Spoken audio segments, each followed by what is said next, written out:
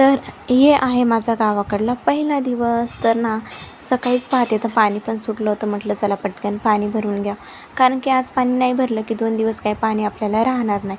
गावाकडं आल्यानंतर आहे ना असंच असतं बरं का. तर म्हटलं पटकन चला असं चहा वगैरे बनवून घेतला मी. चहा बनवत असताना एवढं गरम होत होतं ना, कारण की ना गावाकडं खूपच जास्त ऊन आहे आणि मला संध्याकाळी ना चुलीवरती शेवयाची खीर करायची होती. पण म्हटलं जाऊ द्या की पटकन करायला घेतली.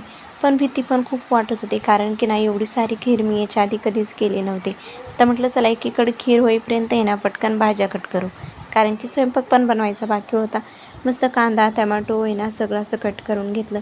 आणि हे फक्त आहे ना गावाकडेच पाहायला भेटतं बरं का. हे कच्च्या दुधापासून बनवलं आहे. संध्याकाळी ना बड्डेच्या तयारीत आम्ही सगळेजण आहे ना एकत्र जमलो आणि आहे ना बड्डेचा व्हिडिओज घेतला नाही, कारण की पिल्लू खूप जोरात रडत होते.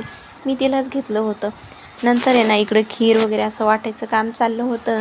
आणि ना गावाकडे ना लोक जरी कमी असले ना तर खूप समाधान असतं बरं का. एवढं वातावरण छान झालं होतं ना की काय सांगू. आणि नंतरच आहे ना मग मला पिल्लूसोबत थोडासा असा व्हिडिओ पण घेतला मी, कारण की तिच्यासोबत माझे फोटो पण नाही काढले. तर म्हटलं चला पसारा तर झाला आहे तर सगळीकडून स्वच्छ झाडून पण मारून घेऊया. तेवढंच झाडू मारत होतो आणि एवढ्या जोरात हवा सुटली ना की असं वाटत होतं की झाडच पडतात का काय.